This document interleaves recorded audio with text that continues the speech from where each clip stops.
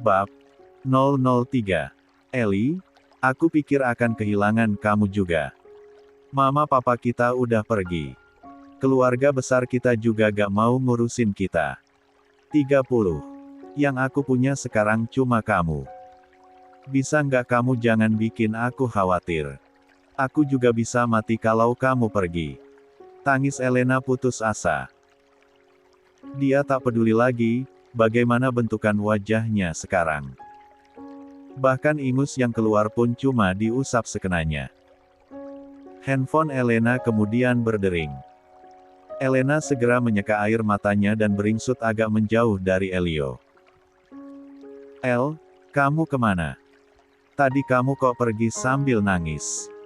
Nyonya Hanin terdengar khawatir dari seberang telepon. Maafin El Bu. Tadi El buru-buru harus ke rumah sakit. Kamu sakit El? Kenapa gak bilang? Elena tersenyum kecil mendengar Nyonya Hanin yang mengkhawatirkan dirinya, lalu menggeleng sambil memandang keluar kaca jendela. Bukan El Bu. Singkat Elena. Terus siapa El? Saudara kembar Elena Bu. Elio. Astaga, kamu ternyata kembar Ei. Lia Bu. El gak pernah bilang ya. El kembali tersenyum. Jadi gimana kembaran kamu? Dia gak apa-apa. Sudah membaik Bu. Tadi sempat kritis, cuma sekarang syukur sudah stabil lagi. Kalau gitu, kamu di rumah sakit aja El. Kamu gak usah balik ke toko lagi ya. Anak-anak yang lain juga pasti gak keberatan kok. Nanti ibu yang bilang sama mereka. Terima kasih banyak Bu. El banyak berutang budi sama Bu Hanin. Panggilan telepon akhirnya terputus. Elena menatap layar ponselnya, ada notifikasi pesan masuk. Dengan penasaran, El membuka pesannya dan sedikit tersenyum lebar saat melihat siapa yang mengirim pesan itu. Putri akhirnya datang. Pukul 8 malam, Elena kembali ke rumahnya. Perasaannya hari ini benar-benar lelah. Yang dipikirkan sekarang hanyalah ingin beristirahat memejamkan matanya di tempat tidur. Namun, hal itu sepertinya harus ditunda dulu. Baru saja dia membuka pintu, suara teriakan beberapa orang mengagetkannya. Kejutan. Suara serempak Nadia, Diva dan Putri terdengar. Bukannya senang, El justru menangis kembali dan menghampiri memeluk Putri. Kok nangis? Gak suka ya aku balik? Tenang aja El, aku bawa beras banyak dari kampung. Jadi, kamu gak akan banyak pengeluaran buat kasih aku makan, ya? Jadi jangan sedih. Putri mengusap pelan punggung Elena dengan sayang. 31. Elena sontak tertawa lalu melepas pelukannya dari Putri. Put, aku kira otak kamu udah agak lumayan abis dari kampung. Tapi ternyata masih sama aja. Ujar Elena menyeka air matanya. Maksudnya apa? Apa aku salah lagi ya? Tanya Putri polos. El sedih bukan karena itu Put. Nadia menyahut sambil memutar bola matanya jengah. Terus kenapa? Putri terdiam sebentar lalu kembali berkata. Atau El belum makan makanya sedih. Kalau karena itu, El gak usah nangis lagi, soalnya Putri udah masak buat El. Elena kembali terkekeh kecil. Inilah Putri. Salah satu sahabat El yang paling El sukai. Selain sikapnya yang polos, Putri juga sosok yang suka menghibur dengan tingkahnya yang terkadang lambat menangkap situasi dan kurang peka. Namun bisa membuat El cukup terhibur dan melupakan masalah hidupnya sejenak. Jangan tanya bagaimana ketiga sahabatnya itu bisa masuk. Jawabannya adalah karena Putri punya cadangan kunci rumah Elena. Karena sudah setahun belakangan Putri tinggal di rumah Elena. Daripada uangnya habis untuk sewa kosan, lebih baik ditabung dan tinggal di rumah El saja yang memang cuma sendirian. Duduk dulu yuk, Diva menuntun Elena duduk di sofa diikuti Nadia dan Putri. Elio gimana? Nadia bertanya dengan tatapan khawatir. Tadi kata dokter, Elio tiba-tiba aja drop. Jantungnya berhenti berdetak. Telat sedikit aja, Elio bisa. Belum selesai kalimat Elena, dia sudah lebih dulu kembali menangis. Dengan sigap Diva memeluk Elena dan menenangkan sahabatnya itu. Nadia dan Putri saling tatap prihatin lalu kompak ikut bergabung memeluk El. El jangan sedih ya. Putri udah di sini lagi. Jadi, El nggak bakal sendiri. Putri juga akan bantu El jaga Elio di rumah sakit ya. Putri kini ikut menangis, bahkan lebih kencang dari Elena. El, maafin kita ya, tadi gak bisa ke rumah sakit. Tadi kita dapat shift siang, jadi gak sempat nyusul kamu. Kali ini Nadia yang bersuara. It's okay girls. Aku ngerti kok. Makasih ya, udah perhatian sama aku. Sama-sama, El. Jawab ketiga sahabatnya kompak. El benar-benar bersyukur. Di tengah semua cobaan yang datang, Tuhan masih berbaik hati mengirimkan dia tiga sahabat yang selalu ada untuk menyemangatinya. Jika bukan karena mereka, mungkin El sekarang tidak akan sanggup bertahan di tengah berbagai cobaan yang silih berganti menghampiri hidupnya. 32. Hadiah. Suka. Subscribe 45.316. Vote 170. 13.476. 17.571. Komentar populer. Total 117 komentar. Ririn Satkuantono. R. LY5. Gek. Disangka. Putri Sok yang ahli bertarung. Hehehe. Tanggal 24 April tahun 2024. B. Tulis komentar. 33. 8. Bim. Lo udah lihat berita? Andra menerobos masuk ruangan Bima dengan tergesa-gesa. Bima yang sedang sibuk berkutat dengan laptop di hadapannya lantas mendongak melihat Andra yang tanpa babi bu langsung masuk ruangannya tanpa permisi. Namun, sedetik kemudian dia kembali mengarahkan pandangan matanya ke arah laptop lalu bertanya ke Andra dengan jari yang masih sibuk mengetik. Kenapa emangnya? Ada gosip heboh. Bukan heboh lagi, tapi gawat Bim. Jawab Andra yang kini sedang mondar-mandir di hadapan Bima. Ada apaan sih? Bima mau tak mau menutup laptopnya lalu serius bertanya kepada Andra. Nyalain TV lo sekarang. Perintah Andra.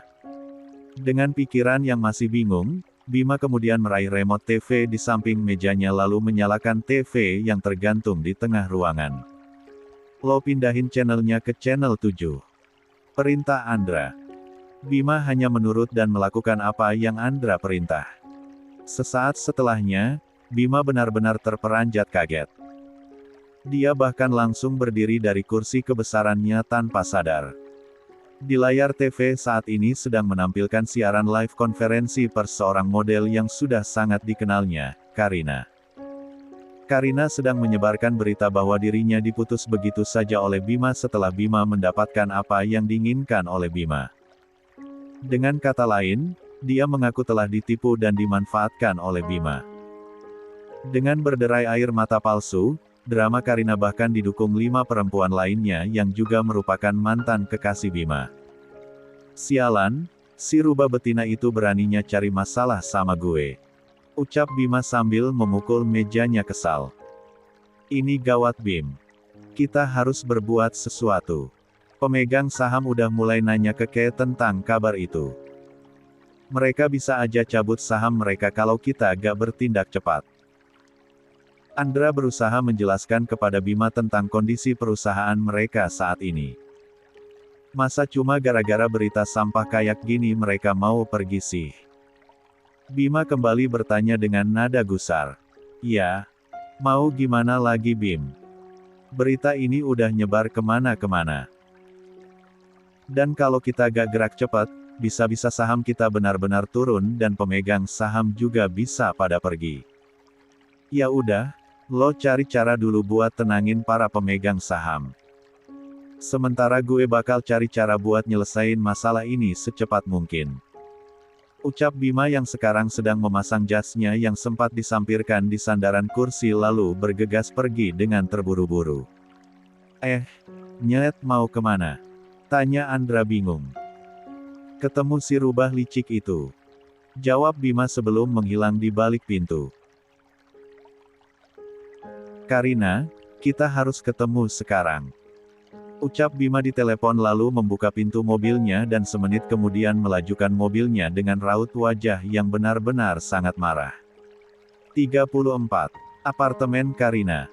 Maksud kamu apa nyebarin berita kayak gitu tentang aku? Geram Bima yang saat ini benar-benar sedang murka. Karina hanya tersenyum miring dengan tangan yang dilipat di depan dadanya. Gak ada maksud apa-apa Beb. Aku cuma mau kamu kembali sama aku.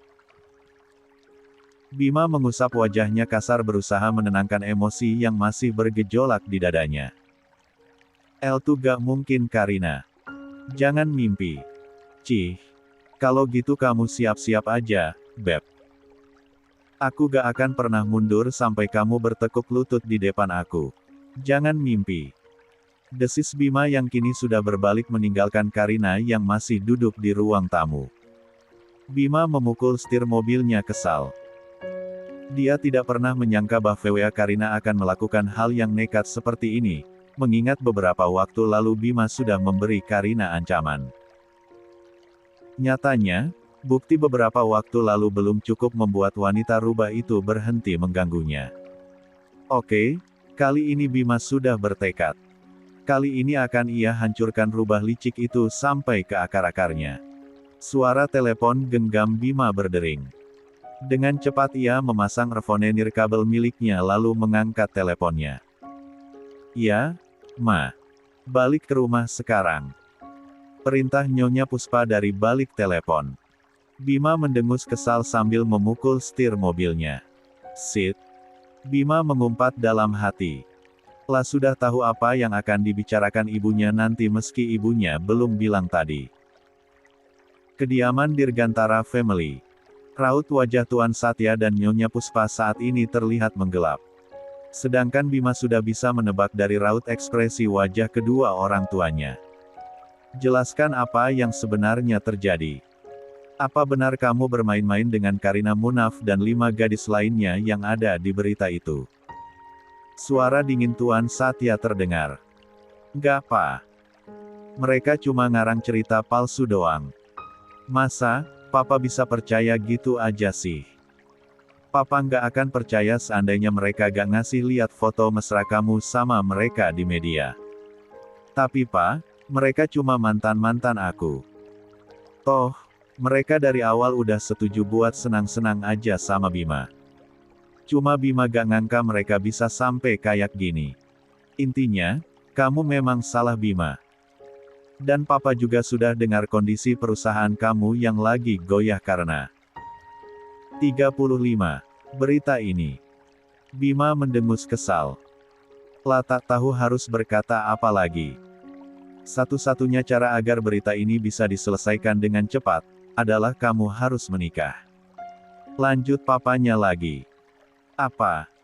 Bima hampir saja melompat berdiri ke atas meja jika saja ia tak mengingat sedang berbicara dengan siapa. Big no. Bima gak mau. Bim, Papa kamu benar. Kalau kamu bisa menikah secepat mungkin, gosip itu juga pasti akan hilang dengan sendirinya. Mama setuju sama ucapan papamu. Nyonya Puspa berusaha membujuk Bima.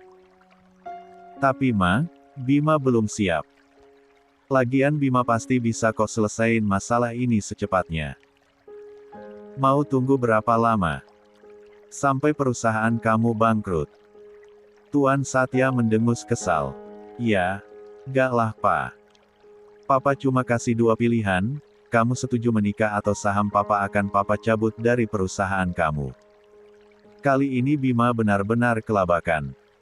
Dia tidak mungkin membiarkan papanya menarik saham yang ia tanam di perusahaannya. Jika itu terjadi, maka kondisi perusahaannya akan mengalami guncangan yang serius, mengingat Tuan Satya memegang 25% saham di perusahaan Bima. Tapi, Bima gak punya calon yang pantas Pa. Bima bersuara dengan frustasi. Kali ini dia akhirnya mengalah. Bukannya kamu bisa menikah dengan wanita manapun, nak. Kali ini papa dan mamamu tidak akan ikut campur. Pasti di antara sekian banyak wanita yang dekat denganmu, ada salah satu yang benar-benar kamu sukai. Tuan Satya berusaha memberi pengertian. Tetapi masalahnya, Bima sendiri bingung. Dia tidak menampik bahwa dirinya memang dekat dengan banyak wanita, namun sayangnya Bima tidak pernah jatuh cinta dengan salah satu dari wanita-wanita tersebut. Bima gak tahu pak. Bima gak mencintai siapapun saat ini. Ucap Bima menggeleng frustasi. Dari sekian banyak wanita yang dekat sama kamu gak ada yang kamu cintai, Bim. Kamu benar-benar keterlaluan, nak. Pantas aja mereka kompak nyerang kamu. Sahut Nyonya Puspa. Ma, aku tuh udah pusing banget sekarang. Jangan nambah-nambahi lagi dong. Ya, Mama kan cuma kasih tahu aja Bim. Sebagai sesama wanita, Mama tahu perasaan mereka. Makanya kamu harus benar-benar menikah dan fokus sama istri kamu aja. Jangan main perempuan lagi di luar sana. Tapi, Bima gak tahu siapa yang pantas buat Bima. Mama sama papa punya calon. Tapi mama ragu sih, kamu mau? Ucap Nyonya Puspa ragu. Siapa ma? Bima bertanya penasaran. 36. Elena. Nyonya Puspa dan Tuan Satya kompak menyebutkan satu nama. Apa-apaan ini? Bima tidak akan pernah mau menikah dengan bocah tengil itu. Membayangkannya saja Bima tidak pernah. Apalagi jika itu menjadi kenyataan. Namun, di sisi lain Bima juga harus memikirkan nasib perusahaan yang dibangun dengan jerih payahnya sendiri. Dirgantara Group bukanlah perusahaan yang Bima dapat dari ayahnya, melainkan dari usahanya sendiri selama bertahun-tahun. Tuan Satya sendiri adalah pemilik hotel ternama yang punya ribuan cabang di berbagai kota. Beliau juga merupakan pengusaha tambang batu bara. Tambangnya tersebar di Kalimantan dan Sumatera. Namun sayangnya, Bima masih tidak ingin mengambil alih perusahaan milik ayahnya dan lebih memilih mendirikan usaha sendiri yang terbilang benar-benar sukses dan mendunia. Namanya bahkan tercatat sebagai salah satu pengusaha muda terkaya se-Asia Tenggara. Kali ini, Bima harus memutuskan. Menikah atau membiarkan perusahaannya dalam masalah. Oke, Bima setuju. Setelah mempertimbangkan ini itu, Bima akhirnya setuju. Meskipun ia yakin 100% bahwa si bocah tengil akan menolak. Tetapi tenang saja wahai pembaca yang budiman. Bima sudah punya strategi sendiri untuk menaklukkan bocah tengil itu. Lihat saja nanti. Ayo kita nikah. Elena hampir saja menelan seekor lalat yang terbang melintas ketika Bima yang masih berada di ambang pintu berkata dengan lantang. Ayo kita nikah. Apa-apaan si manusia kutub ini, pikir Elena. Apa ini perang gaya baru? Kamera mana kamera? El menerobos keluar melewati tubuh jangkung Bima sambil menengok kiri kanan, untuk mencari di mana kamera tersembunyi berada. Cari apa sih? Tanya Bima sambil menarik lengan Elena. Bapak mau perang saya kan? Udah kebaca pak. Basi tahu. Bapak pikir saya akan senang, bahagia dan berbunga-bunga gitu. Enggak. Sekarang jujur, Bapak taruh mana kameranya? Kamera apa? Saya serius. Hah? Akhirnya Elena membiarkan Bima masuk ke dalam rumahnya. El ke dapur sebentar membuat secangkir teh untuk Bima sebelum kembali duduk dengan wajah merengut di depan Bima. Minum dulu, Pak tehnya. Ucap Ei. Terima kasih. Jawab Bima singkat sambil menyesap teh buatan Elena. Maksud Bapak ajak saya nikah apa? Bapak kesambet setan apa coba? Kamu jangan GR dulu. Saya juga ajak nikah kamu karena terpaksa. Orang tua saya nyuruh saya nikah sama kamu gara-gara berita yang di TV. Tentang Mbak Karina kan? Sahut El cepat. 37. Bima mengangguk. Tapi maaf, Pak. Saya gak mau. Dengerin saya dulu, El. Kamu harus bantu saya. Saya akan kasih kamu uang berapapun kamu minta asal kamu bersedia menikah dengan saya. Maksudnya Bapak mau beli saya. Saya bukan cewek matre, Pak. Mending Bapak ajak nikah salah satu pacar Bapak aja. Saya yakin, Bapak masih punya banyak stok. Gadis satu ini benar-benar keras kepala. Bima benar-benar harus ekstra sabar. Saya mohon El. Saya janji, ini hanya pernikahan kontrak 6 bulan kok. Cuma 6 bulan saya minta tolong sama kamu. Setelah itu, kita akan bercerai. Saya akan kasih kamu apapun asal kamu mau bantu saya. Ya, inilah solusi yang Bima anggap tepat saat ini. Alasan, ia akhirnya setuju dengan usul orang tuanya adalah karena Bima hanya ingin pernikahan kontrak yang bisa ia akhiri di saat tertentu. Ditambah lagi, El adalah sosok yang sempurna, karena mustahil keduanya bisa saling menyukai mengingat riwayat pertemuan mereka yang selalu berakhir perang mirip Tom dan Jerry. Jadi, jika suatu hari perjanjian nikah kontrak selesai, mereka bisa berpisah tanpa ada yang tersakiti karena memang tidak ada cinta di antara mereka sedari awal. Bapak memang benar-benar gila.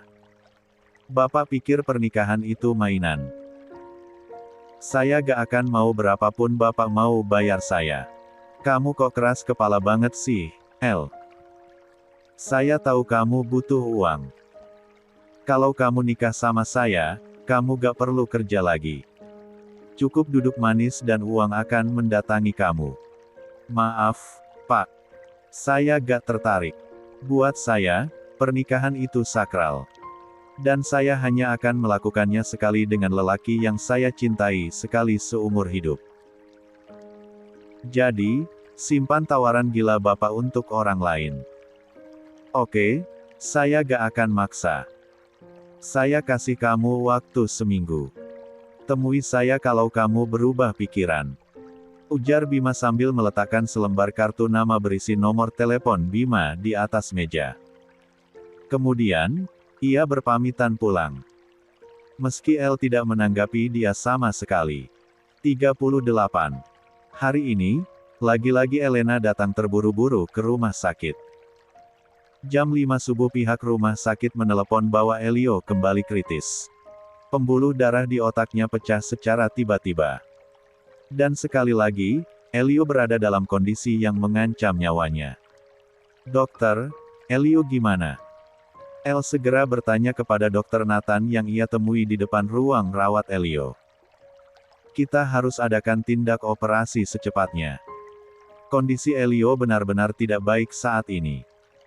Dokter Nathan berujar prihatin. Kalau gitu, lakukan saja Dok. Operasi Elio sekarang.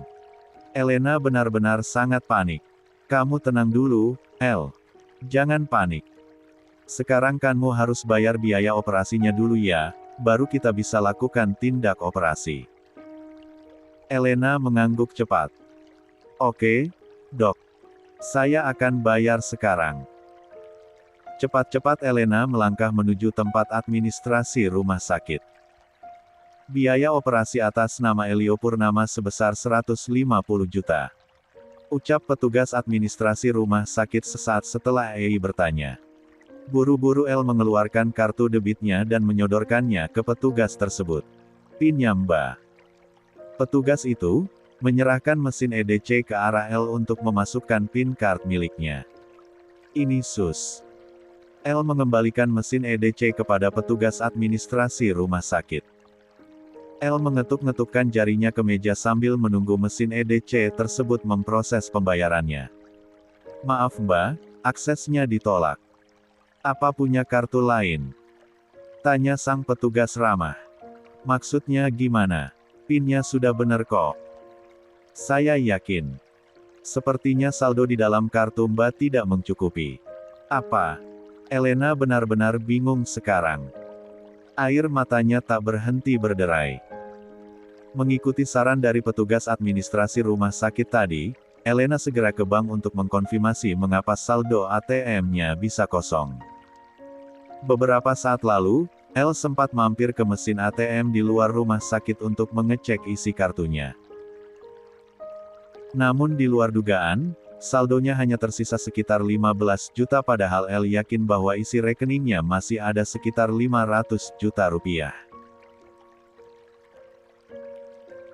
"Mohon tunggu sebentar ya, Mbak," ucap petugas teller kepada Elena dengan ramah. El menunggu dengan gelisah sambil berdoa dalam hati semoga Elio tidak apa-apa. "Gimana Mas?" Elena segera bertanya saat namanya dipanggil kembali oleh teller bank tersebut. "Kemarin sekitar jam 2.30 sore, isi rekening atas nama Ferdi Angga Mahardika sudah dicairkan oleh salah satu anggota keluarga," terang sang teller kepada El. 39. "Boleh saya tahu, atas nama siapa?" "Atas nama Mary Kana Mahardika." Dek. El benar-benar lupa satu fakta penting, bahwa buku rekening milik ayahnya, Tuan Ferdi Angga Mahardika masih berada di tangan keluarga ayahnya. Meski mereka sudah membuang Elena dan Elio dari keluarga, namun El tidak habis pikir. Mengapa mereka masih merampas tabungan yang ayah El tinggalkan untuk dia dan Elio? Apa mereka masih tidak punya nurani setelah yang mereka lakukan terhadap Elena dan Elio? Setelah merebut warisan milik cucu dan ponakan mereka, kini bahkan mereka merampas juga sisa tabungan milik El dan Elio yang tidak seberapa itu. Padahal, mereka tahu bahwa Elio butuh uang itu untuk bertahan hidup. Elena segera menuju rumah ibu dari ayahnya. Lah tahu, bahwa dalang dari semua ini pasti nenek dan tantenya. "Tante Mary. Tante Y." El berteriak kencang sambil menerobos para pembantu yang berusaha menghalangi Elena untuk masuk. "Ada apa sih ribut-ribut?" Suara Mary terdengar dari dalam kamarnya. "Tante, ini El. Keluar sekarang." Elena benar-benar sudah hilang kesabaran. Jika mengingat kondisi Elio yang sedang kritis, rasanya Elena benar-benar ingin membunuh kakak ayahnya tersebut. "Elena, buat apa kamu kemari?" Mary sangat terkejut saat melihat sosok Elena yang sedang berdiri di ruang tamu. "Maksud tante apa? Kenapa tante ambil uang tabungan peninggalan papaku? Kenapa? Gak boleh. Saya juga berhak dong atas uang itu. El tuh kan uang adik saya juga." Elena menggeleng dengan senyum menyakitkan yang terpatri jelas di wajah gadis cantik itu. "Dengar tante, tante sama oma udah ambil semua warisan peninggalan papa aku. Tante dan oma bahkan udah usir aku dan Elio dari keluarga besar Mahardika. Bahkan, kami hidup selama 4 tahun terakhir ini, tanpa menyusahkan kalian sama sekali. Tapi kenapa? Kok kalian bisa setega ini sama kami? El tuh uang terakhir yang El punya tante. Dan El butuh banget buat sekarang. Elio harus dioperasi agar bisa tetap hidup." Kini Elena bersimpuh di hadapan Mary sambil terisak. "Itu bukan urusan saya. Lagian, buat apa sih ngeluarin duit banyak-banyak buat Elio?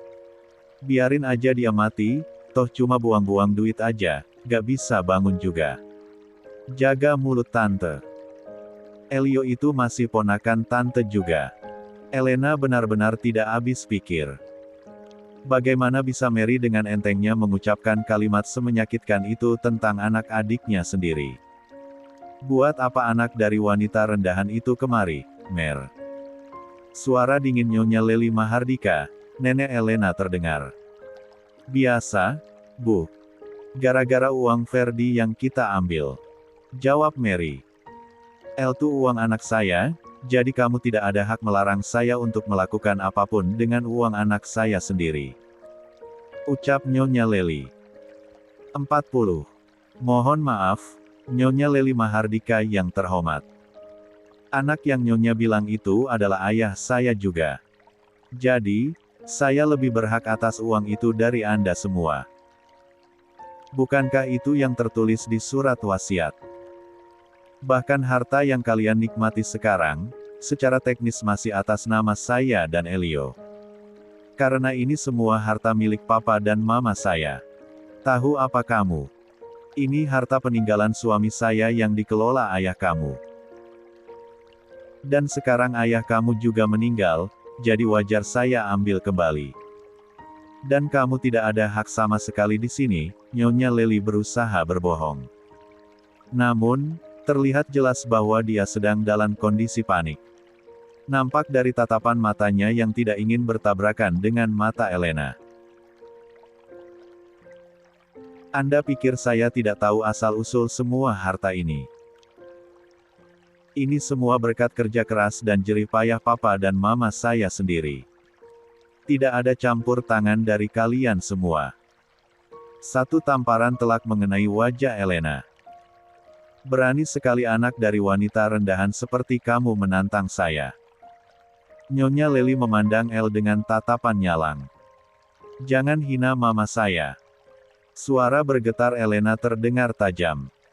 Anda boleh menghina saya, tapi jangan hina mama saya, karena bagi saya mama adalah wanita paling terhormat yang pernah saya temui. Sekujur tubuh El dipenuhi amarah yang benar-benar tidak pernah ia rasakan sebelumnya. Entah kenapa, dia tidak pernah rela jika ada yang berani merendahkan ibunya di depan El.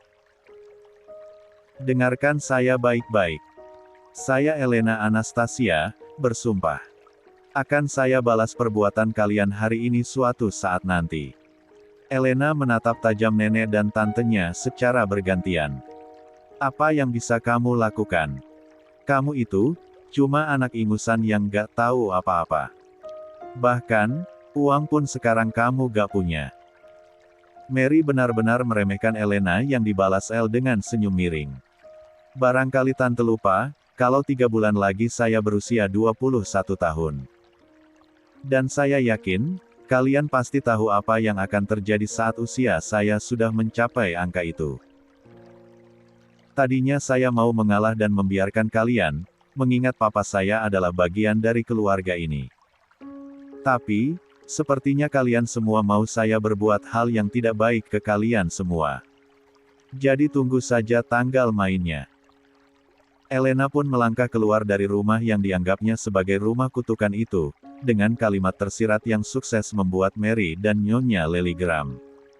Mereka sangat paham apa maksud El. Hanya saja, mereka benar-benar lupa kapan El berulang tahun. Mereka pikir, Elena masih usia belasan.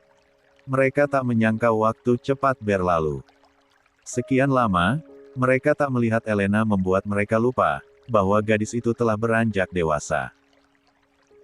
Ditambah lagi, dia benar-benar akan berusia 21 tahun yang artinya, seluruh warisan dari Ferdian yang selama ini mereka kuasai, akan berpindah ke tangan Elena dan Elio pada saat itu juga.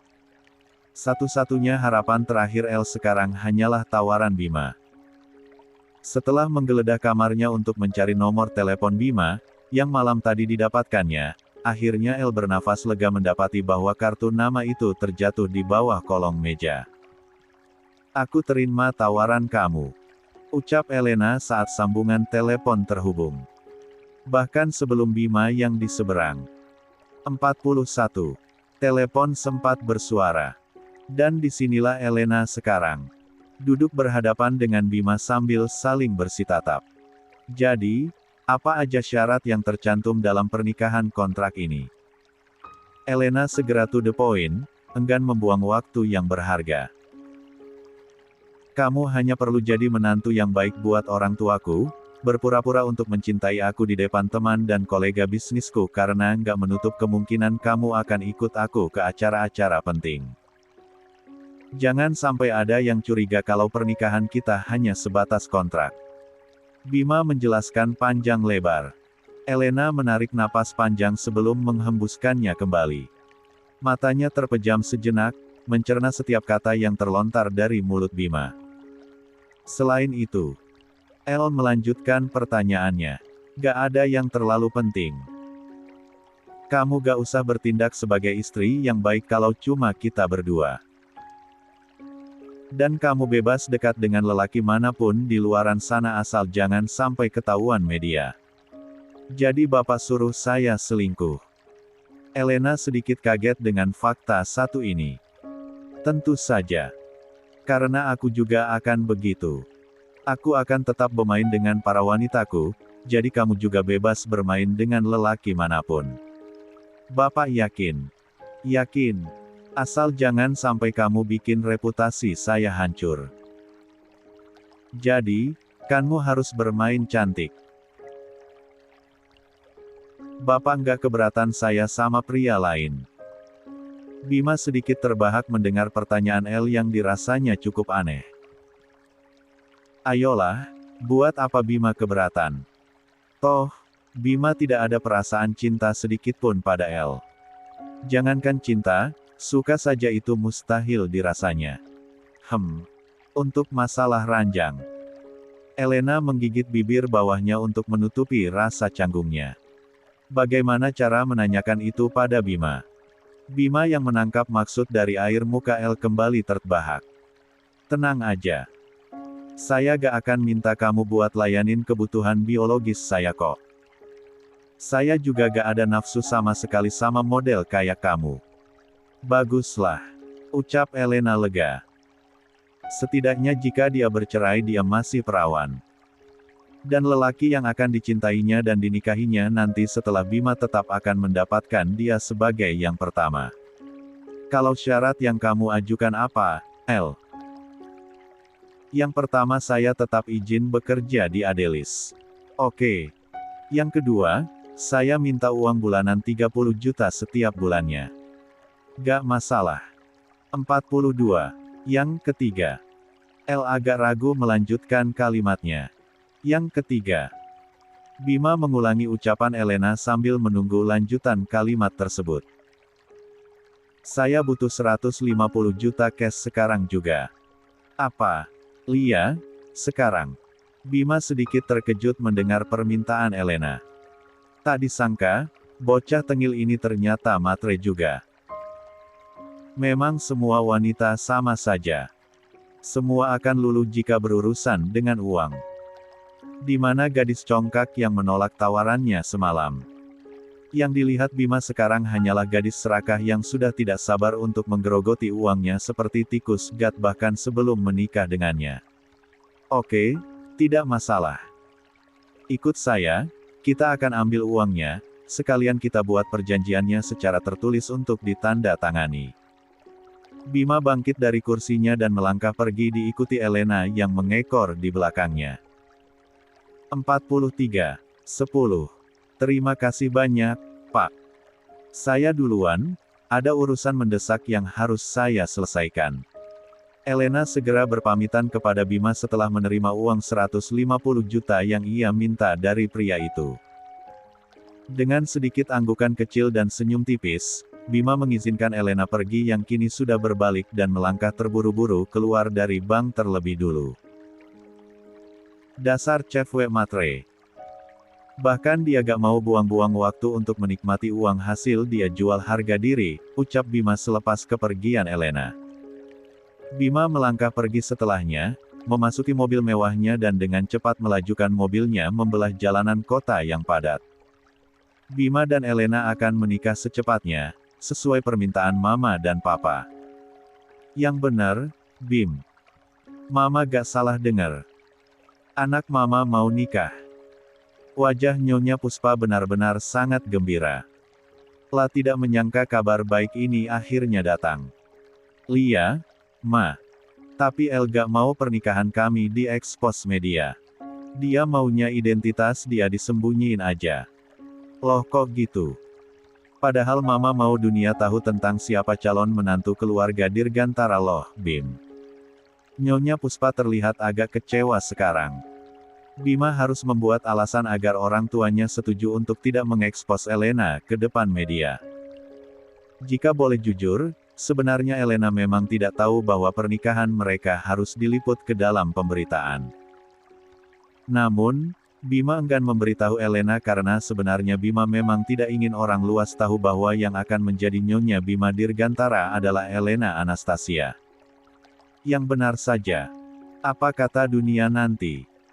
Bima dan segala kesempurnaannya, menikah dengan Elena si bocah tengil buruk rupa itu. Ayolah. Bisa-bisa, para mantan Bima akan mengolok dia mati-matian. Jadi, sebisa mungkin Bima akan menyembunyikan istrinya dari dunia luar. Mama kan tahu Elena anaknya kayak apa. Dia gak suka, kalau kehidupan pribadinya dijadikan bahan pemberitaan. Elena kan anak yang sederhana, Ma. Bima serasa ingin muntah mengatakan hal ini. Bagaimana bisa dia memuji si bocah tengil begini? Sudahlah, Ma. Yang penting, Bima mau menikah itu sudah lebih dari cukup. Keluarga kita butuh penerus bukan? Dan lagi, Mama udah nggak sabar nimang cucu sendiri kan?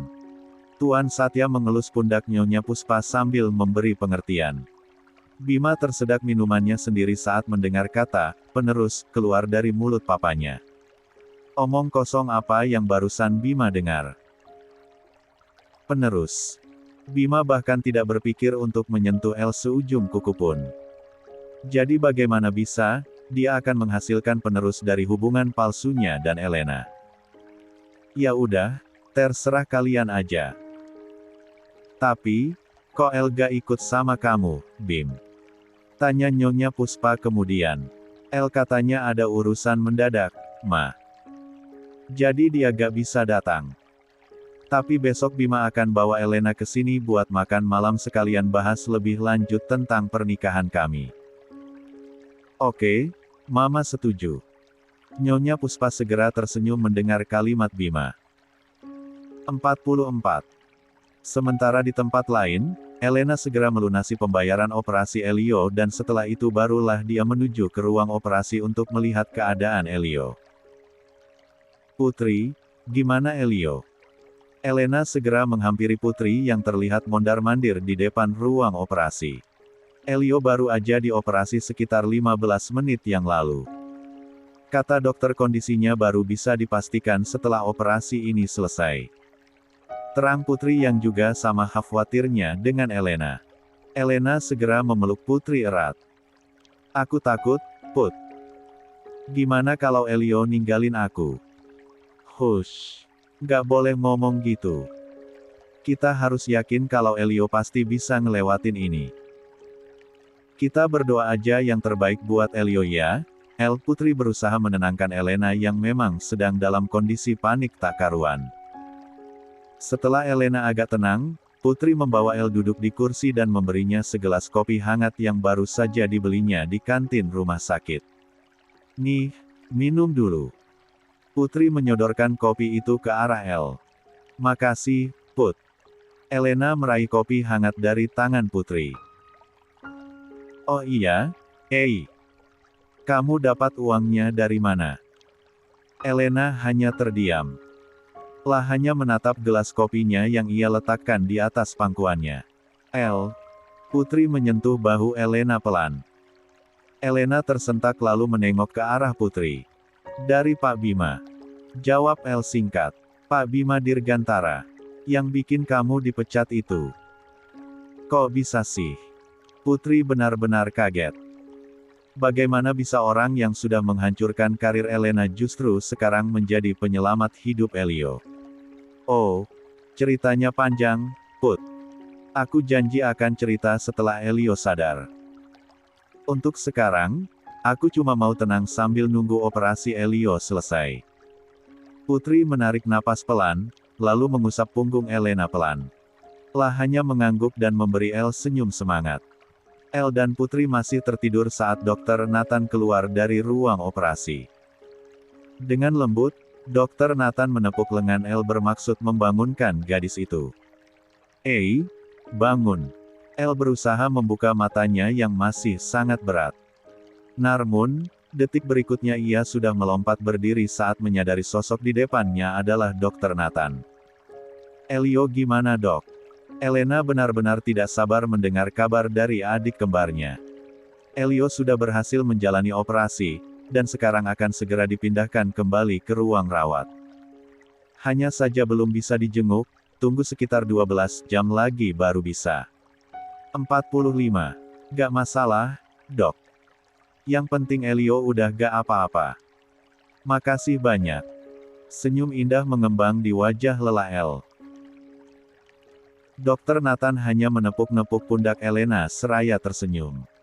Kemudian berbalik menyusul para perawat yang sudah lebih dulu membawa Elio kembali ke ruang rawatnya. Elena kini bisa bernapas lega. Rasanya, satu beban berat di dadanya sudah terangkat. Dengan cepat ia membangunkan putri yang tertidur di sampingnya setelah Dokter Nathan pergi. Put, bangun Put. El berusaha membangunkan putri yang terlihat sangat nyenyak meski harus meringkuk di kursi panjang rumah sakit. Ada apa, El? Putri mengucek matanya yang masih mengantuk, memperbaiki kembali posisi duduknya lalu merenggangkan ototnya yang terasa pegal akibat tidur di bangku yang keras. Operasi Elio berhasil. Yang benar. Tiba-tiba saja rasa kantuk putri menghilang entah kemana berganti dengan senyum sumringah yang terpampang di wajah khas bangun tidurnya. Sekarang lagi dipindah ke ruang rawat sama suster. Cuma kata Dokter Nathan belum bisa dijenguk. Alhamdulillah kalau gitu. El, gimana kalau kita balik aja dulu? Ini masih jam 3 subuh, kita lanjut istirahat di rumah aja ya. Toh, Elio juga belum bisa dijenguk. Kamu juga kayaknya kecapean banget. Setelah menimbang-nimbang beberapa saat, Elena mengangguk setuju dengan saran putri. Tubuhnya memang terasa sakit semua sekarang. Ditambah lagi pikirannya yang terasa sesak dan penuh dengan berbagai masalah yang sudah ada dan yang akan datang. Entah harus bagaimana Elena akan menghadapi masalahnya satu persatu setelah ini. Karena dia tahu, setelah pernikahan kontraknya dengan Bima terlaksana, kehidupan Elena tidak akan bisa kembali seperti dulu. BRAKK. Kamu gila, El?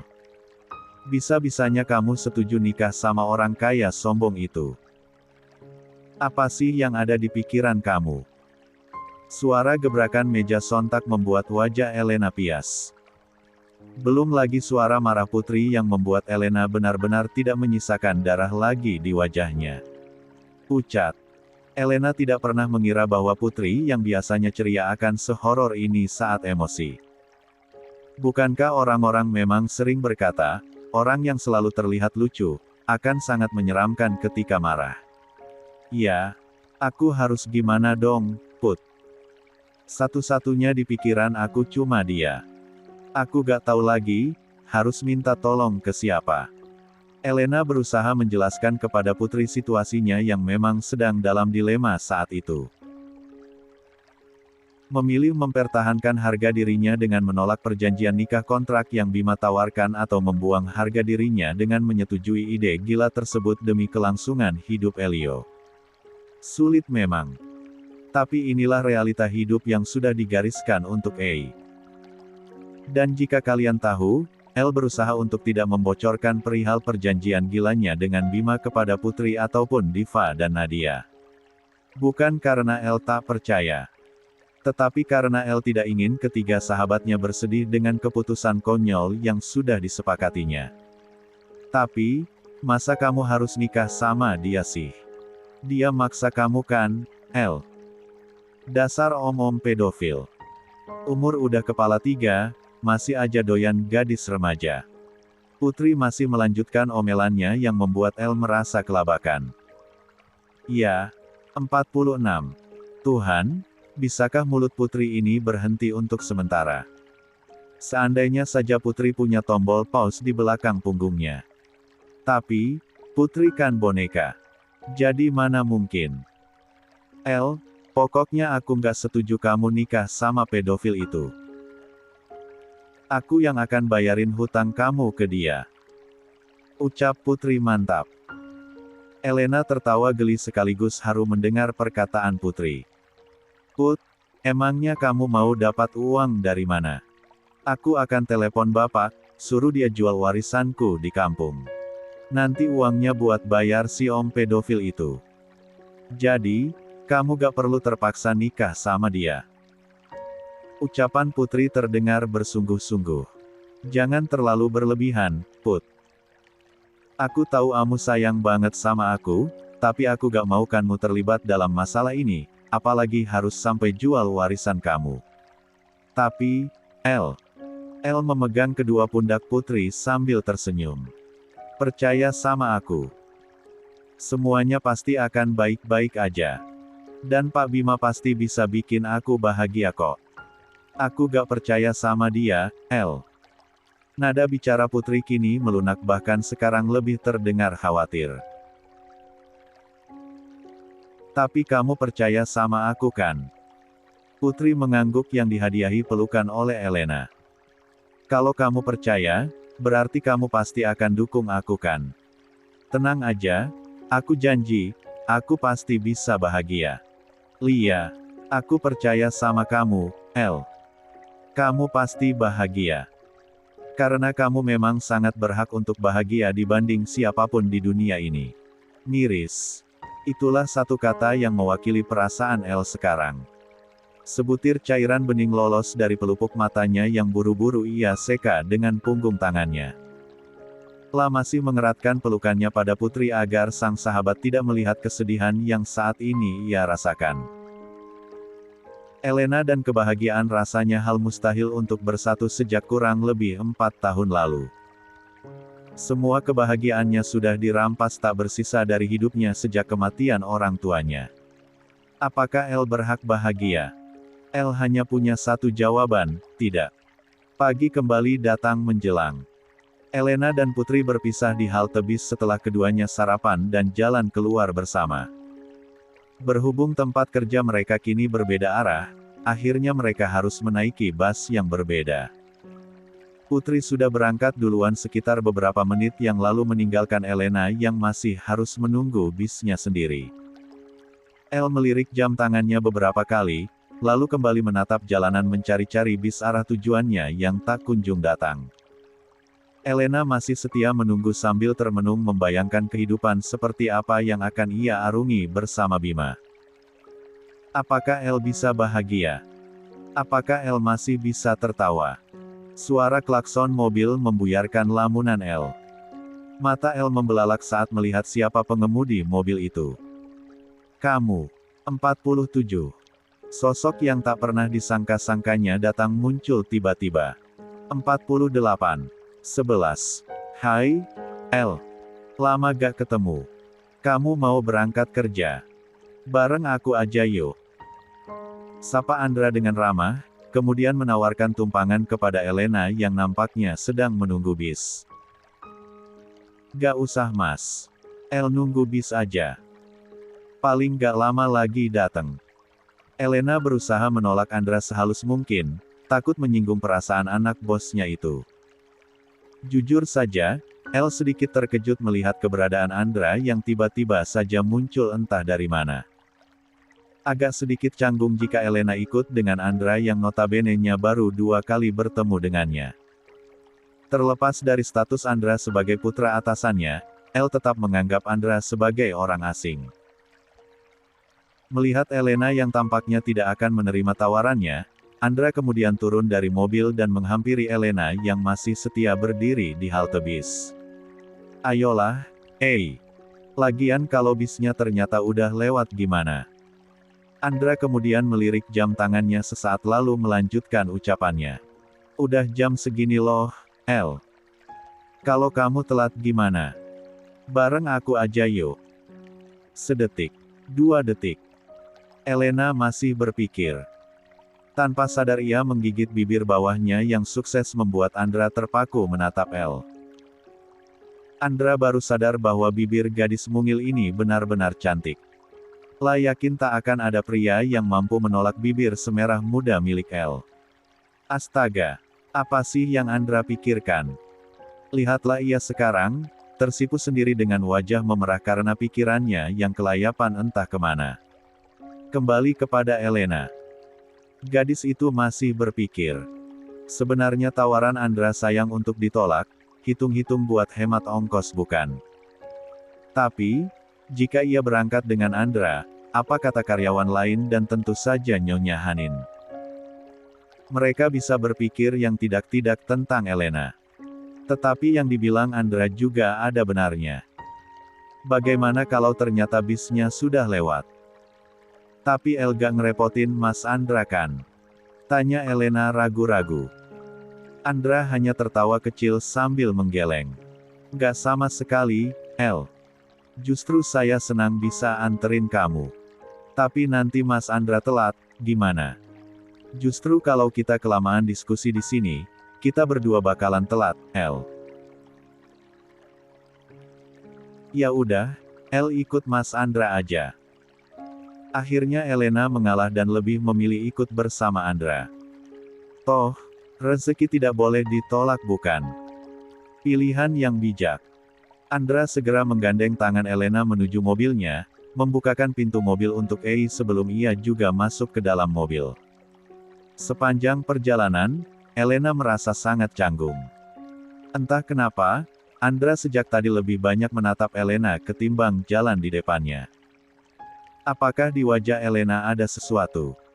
Atau El salah pakai seragam? Mas Andra lihatnya ke depan dong, jangan ke saya terus. Kan jalannya di depan, bukan di samping sini. Akhirnya Elena memberanikan diri menegur Andra. 49. Andra lagi-lagi hanya terkekeh kecil. Abisnya wajah kamu lucu sih. Emangnya saya badut apa? Bukan, tapi lebih lucu daripada badut malah. Astaga, apa yang baru saja Andra katakan? Wajah Elena lebih lucu daripada badut. Itu pujian atau hinaan? Tanpa sadar satu cubitan maut Elena mendarat di lengan Andra. Mas Andra jahat banget sih. Masa, muka El dikatain lebih lucu dari badut? Elena menggerutu dengan bibir yang manyun. Lia? Iya. Maaf. Saya cuma bercanda kok, El. Jangan ngambek. Mas Andra ngeselin. Saya bohong bilang muka kamu lebih lucu daripada badut. Oh ya. Kamu mau tahu yang di pikiran saya saat lihat kamu? Elena menoleh dan mengerutkan dahinya, menunggu jawaban dari perkataan Andra barusan. Namun, yang ia dapati justru tatapan yang Elena tidak dapat artikan dari mata Andra ketika balik menatapnya. Kamu cantik, El. Kamu wanita tercantik yang pernah saya temui seumur hidup saya selain mamaku. Wajah Elena sontak memerah mendengar perkataan Andra. Buru-buru ia memalingkan wajahnya dari Andra. Dan apa-apaan ini? Kenapa jantungnya harus berdetak kencang tak karuan begini? Bagaimana jika Andra mendengarnya? Ini memalukan. Sadarlah, Elena. Itu hanya pujian biasa, bukan sesuatu yang harus sampai membuatmu jadi salah tingkah begini. Pikiran Elena kini sedang berusaha menenangkan degup jantungnya akibat ulah dari anak bosnya ini. Udah sampai, El, ucapan Andra membuyarkan lamunan Elena. Elena menatap sekelilingnya, benar ia sudah sampai. Karena bengong terlalu lama, ia sampai tak sadar bahwa mereka sudah di depan Adelis. Buru-buru El membuka pintu dan segera turun. Makasih buat tumpangannya, Mas. Ucap Elena lalu buru-buru berbalik dan berjalan cepat. Sahut Andra. Mau tak mau Elena kembali ke dekat mobil Andra dan menatap Andra dari luar kaca mobil yang terbuka. Andra tersenyum lalu menyodorkan tas selempang miliknya yang tertinggal. Tas kamu ketinggalan. Makasih Menas. Elena segera meraih tasnya dengan canggung, mengangguk hormat pada Andra dan segera mengambil langkah 1000 menjauh dari Andra. Cepatlah menjauh El, berada di dekat pria itu tidak baik untuk kesehatan jantungmu. Gumam El dalam hati sambil memegang dadanya. 2:50. Sementara Andra masih di sana setia menatap punggung Elena yang kini hilang di balik pintu masuk toko bunga Adelis. Sam, hal yang saya minta beberapa waktu lalu sudah kamu selidiki. Ucap Bima yang sedang menelepon sambil menatap keluar jendela dari lantai 20 kantornya. Sudah, Tuan Muda. Hanya saja, ada sedikit kendala. Ada beberapa hal yang masih belum bisa saya dapatkan. Jawab Sam dari seberang telepon. Bima mengusap bibir bawahnya dengan jari telunjuk sambil berpikir. Baru kali ini Sam terkendala dengan pekerjaannya. Apa yang bisa membuat Sam kesulitan mencari tahu tentang bocah tengil itu? Laporkan yang ada dulu, Sam. Sisanya bisa nanti saja. Saya butuh laporan itu sekarang. Bima mengakhiri teleponnya dan kembali duduk di kursinya melanjutkan pekerjaan yang sebelumnya ia kerjakan. 20 menit kemudian, Okta masuk ke ruangan Bima sambil menunduk hormat. Maaf Pak Bima. Ada Sam yang ingin bertemu di luar. Suruh Sam masuk. Jawab Bima tanpa menatap Okta. Matanya masih berfokus pada layar laptop di depannya. Barulah ia menutup laptopnya setelah mendengar suara Sam menyapa. Selamat siang, Tuan Muda. Sapa Sam dengan hormat. Jadi bagaimana? Sudah dapat yang saya minta? Bima langsung masuk ke inti pokoknya. Wajah Sam terlihat takut. Dengan ragu ia menyerahkan amplop coklat berisi data diri Elena yang dirasanya belum sempurna untuk ia serahkan kepada bosnya. Maafkan saya Tuan Muda. Kali ini saya mengecewakan Anda. Sam tertunduk dengan tangan yang saling bertautan. Lah sudah siap dengan segala kemungkinan. Bisa saja Bima akan memarahinya atau menghajarnya karena sudah mengecewakan dia. Atau lebih parah lagi, Bima akan memecat dirinya. Jelaskan, ada apa? Suara Bima terdengar tenang dengan tangan yang sudah membuka amplop coklat pemberian Sam. Dan seperti biasa, tanpa disuruh Sam menjelaskan semua data-data yang sudah ia kumpulkan. Informasi itu mengenai Nona Elena Anastasia, anak Tuan Ferdi Angga dan Nyonya Malika Anwar. Tinggal di Jalan XX, dan sekarang yatim piatu. Orang tuanya meninggal karena kecelakaan 4 tahun lalu saat Nona Elena berusia 16 tahun.